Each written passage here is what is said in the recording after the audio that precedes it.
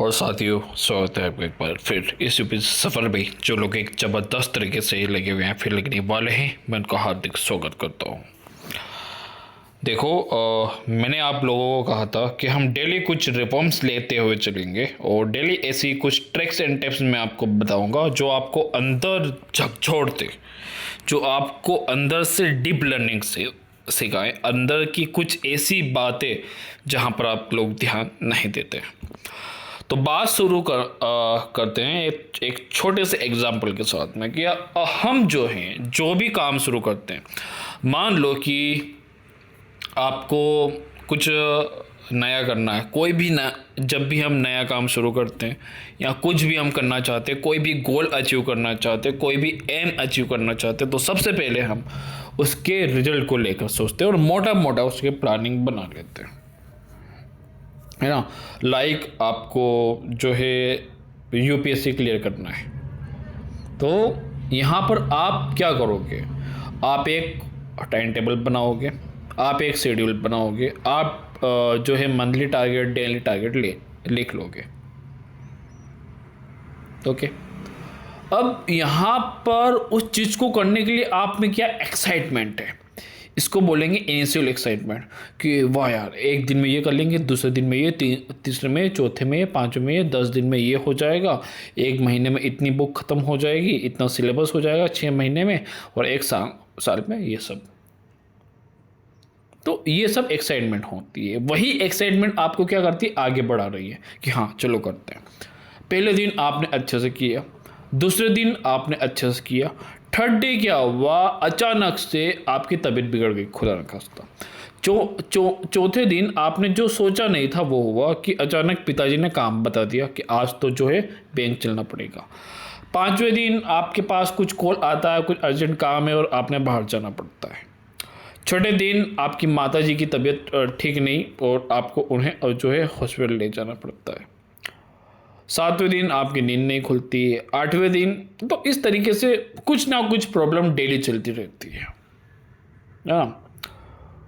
अब आप लोग सोचोगे, अरे यार 10 दिन का टारगेट बनाया था और जो है हमने तो 2 दिन का ही किया है, 10 दिन हो गए। अब यदि इस तरीके की चीज़ें हुई तो हो ही नहीं पाएगी। अब ये क्या चीज़ें कर रही है, आपका जो एक्साइटमेंट था वो डाउन कर रही है। यहाँ पर आपने चीज़ें मान के चलनी है, ये चीज़ें होना स्वाभाविक है। हम क्या करते हैं, हमने जब टाइम टेबल बनाया, हमने जब डेली टारगेट्स बनाए, हमने इन चीज़ों की ओर देखा नहीं, हमने इन चीज़ों की ओर सोचा ही नहीं। हमने सोचा कि ये डेली टारगेट है, ये पूरे कर लेंगे, हम कलेक्टर बन जाएंगे। लेकिन वो चीज़ें हुई नहीं। बीच में तो ये अड़चन आ गई है, बीच में तो ये डिस्टर्बेंस आ गए, बीच में तो ये डिस्ट्रैक्शंस आ गए, बीच में ये प्रॉब्लम आ गई। अब क्या? तो वहाँ पर जो आपका मोटिवेशन है डाउन होने लगता है। फिर आप यूट्यूब पर जाते हैं, मोटिवेशन वीडियो देखते हैं। क्या करेंगे? चीज़ें ख़त्म हो जाएगी क्या? मेन जड़ को पकड़ो। मेन जड़ ये है कि मेन जड़ ये नहीं है कि आपकी इतनी सारी प्रॉब्लम है। अब हाँ, एक चीज़ और कि आप यहाँ पर क्या सोचते हैं, आप ये भी सोचते हैं, अरे यार आज पढ़ने की इच्छा नहीं हो रही है। फिर आप वहाँ पर कोई बहाना ढूंढते हैं, लेकिन आपको नहीं पता चलता है, ठीक है। आप फिर कोई ना कोई ऐसा बहाना, अच्छा आज तो यहाँ जाना है इसलिए पढ़ाई नहीं हो पाई है, और आप खुद को सांत्वना देते हैं। आप खुद जो है सेटिस्फाई हो जाते हैं कि हाँ इसलिए नहीं हो पाया। ऐसा भी कुछ होता है जो खुद को गद्दारी करना बोलते हैं, खुद से इसको, है ना। पढ़ने की खुद की इच्छा नहीं हो रही है और सामने वाले पे ब्लेम डाल रहे हैं आप। इस तरीके से मान कर चल सकते हैं। तो ये भी एक प्रॉब्लम है। और भी जो प्रॉब्लम आपको रोज आती है, कभी कहाँ जाना, कभी कुछ काम, कभी क्या, कभी नेट इश्यू कुछ भी, मतलब।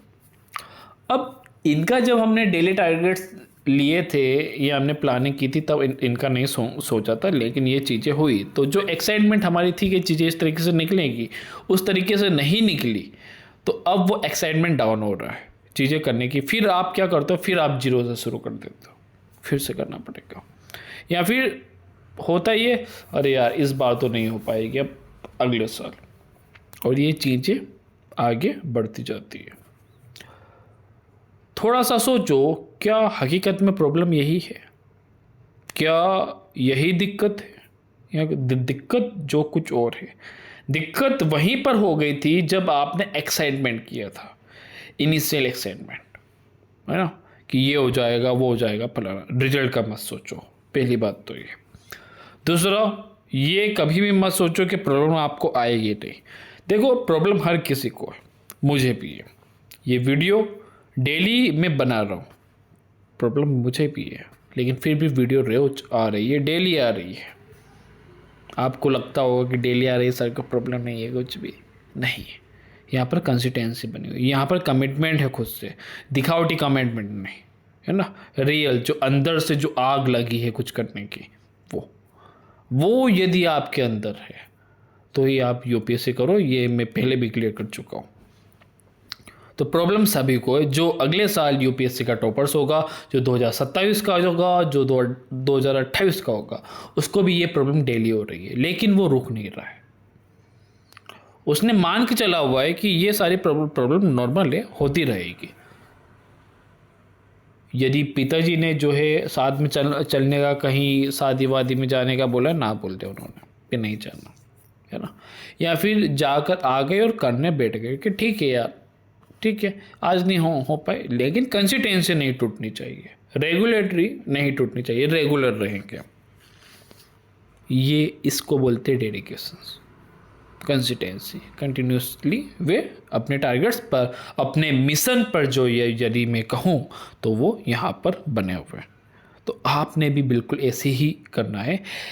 एक्साइटमेंट जो है वो एकदम हाई भी नहीं होनी चाहिए, एकदम लो भी नहीं होनी चाहिए। लो हो जाएगी तो आप कुछ चीज़ कर ही नहीं पाओगे, क्योंकि एक्साइटमेंट होती तभी हम कुछ करते हैं, है ना। तो एक्साइटमेंट हाई भी नहीं होनी चाहिए, लो भी नहीं, बीच का रास्ता अब जो है हमें अपनाना है। एकदम बैलेंस अप्रोच के साथ चलना है, एकदम से हाई भागू नहीं करना है, बैलेंस, एकदम संतुलित, ना ज़्यादा ना कम। ठीक है, आज ये टारगेट है, ये हमें करने, कल का कल देखेंगे, है ना। कल भी उठते हो, कल भी प्रॉब्लम आएगी, लेकिन आपके अंदर होना चाहिए ठीक है ये प्रॉब्लम तो रहती रहेगी, लेकिन उससे डरना नहीं है। अब यहाँ पर क्या करें, अरे यार ये प्रॉब्लम आ गई, हमसे तो हो ही नहीं रहा है, रोज़ कोई ना कोई कुछ ना कुछ प्रॉब्लम हो जाती है, होगा कि नहीं होगा, इस तरीके की भावना आ जाती है। आप करने पर ज़्यादा, सोचने पर फोकस हो जाते हो, थिंकिंग प्रोसेस आपकी रुकती नहीं है, ओवर थिंकिंग करने लगते हो। तो ये चीज़ें करो ही मत, है ना। ये सब एक माया जाल है, ये एक भ्रम है, ये एक धोखा है जो आपको हार्डवर्क से रोक रहा है, या फिर ये कहें कि आप हार्डवर्क नहीं करना चाहते हैं, इसलिए इन चीज़ों के पीछे फंस रहे हैं। वो होता है ना कि आपको पता है कि मोबाइल में रील देखना आपके टाइम को क्या कर रहा है, खा रहा है, किल कर रहा है, टाइम किल, लेकिन फिर भी आप वो मोबाइल देख रहे होते हैं। बस ये भी बिल्कुल वैसा ही है। तो मोबाइल यदि टाइम खा रहा है, आपका किल हो रहा है, तो मोबाइल में से आप ऐप को जो है अनइंस्टॉल कर देते हो, मोबाइल को रख देते हो कहीं पर। इसी तरीके से यदि ये जो चीज़ें आपको डिस्टर्ब कर रही है, इनकी ओर ध्यान ही मत दो, ठीक है।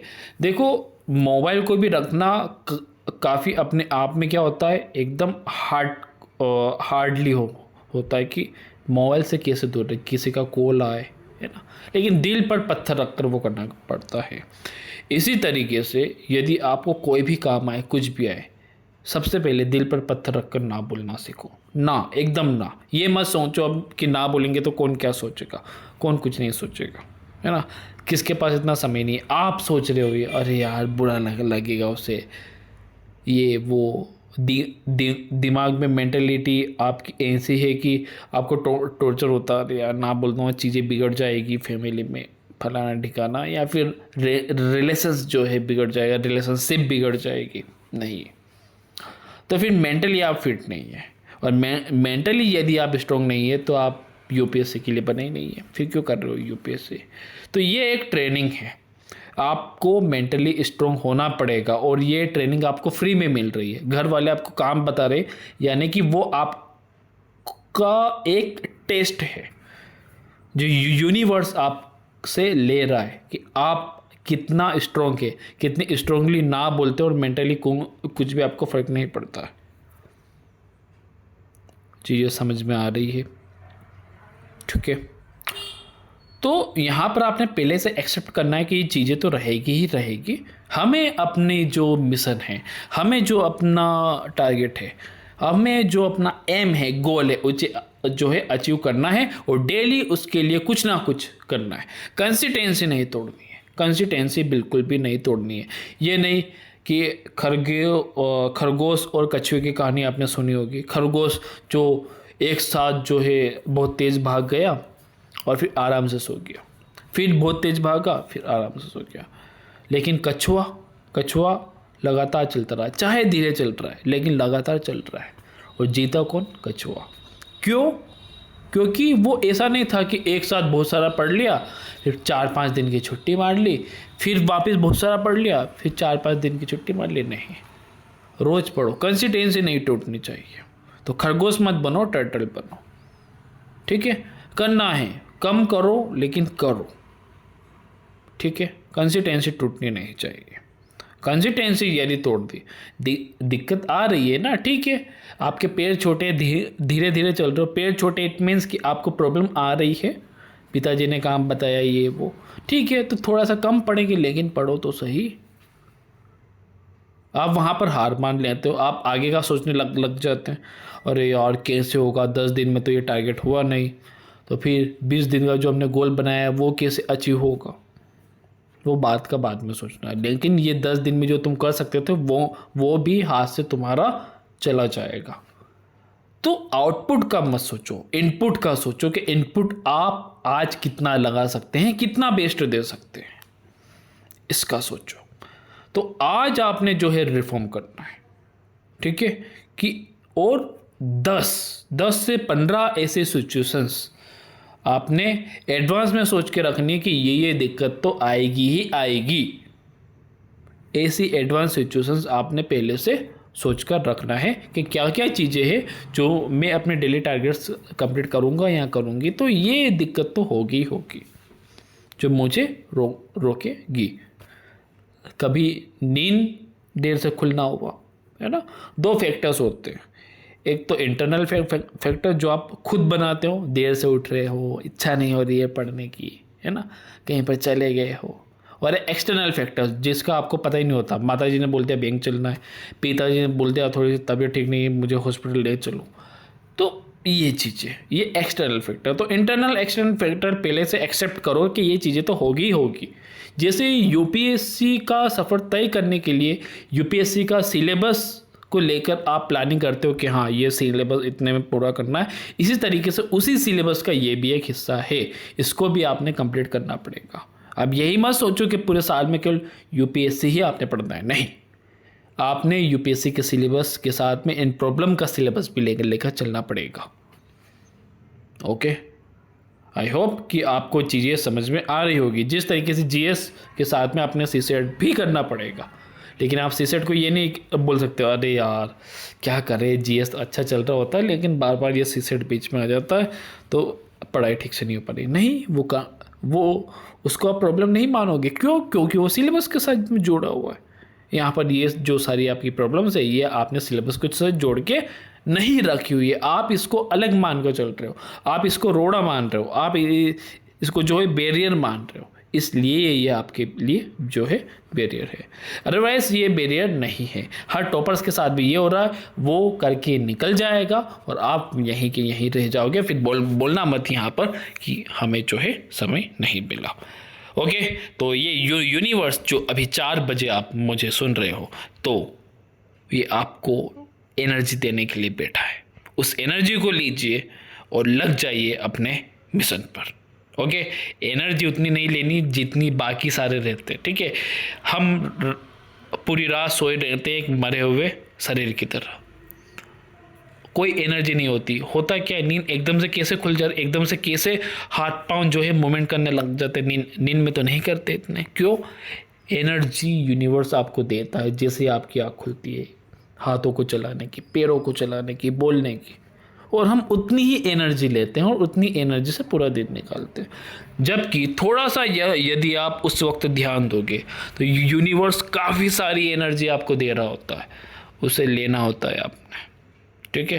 तो देखिए जो आपके 24 घंटे किस तरीके से पावरफुल एनर्जी के साथ में निकल देंगे। ओके, तो आई होप कि आपने चीज़ें समझ में आ रही होगी और 10 से 15 एडवांस में आपने सिचुएशन सोच के रखनी है कि ये चीज़ें तो मेरे साथ होगी सही, और वो भी आपके सिलेबस का हिस्सा है। इससे ज़्यादा भी आप हो सकती है, वो आपने लिख कर रखना है और कमेंट में टाइप करना है। हर एक सिचुएशन के लिए अलग अलग कमेंट होगी, ठीक है। 15 सिचुएशन है, 15 कमेंट, ठीक है। और जैसे से आपके टास्क कंप्लीट होते चले जाएंगे, आप यहाँ पर कमेंट करते चले जाओगे। चीज़ें समझ में आ गई तो यस टाइप कर दीजिएगा। ओके, बाकी लाइक डिसलाइक अपने अकॉर्डिंग देख लीजिएगा। आज का जो कैंपेन डे हम लेंगे वो आपका 49 रहेगा।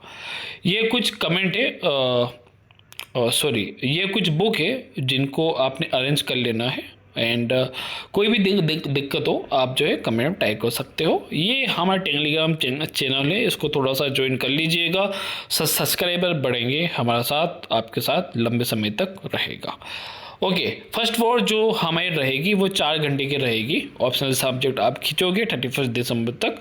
सेकेंड युद्ध जो आज आप लड़ेंगे सोसाइटी के साथ लड़ोगे, जो 8 दिन का हमारा चल रहा है और आज आपका 6ठा दिन रहेगा।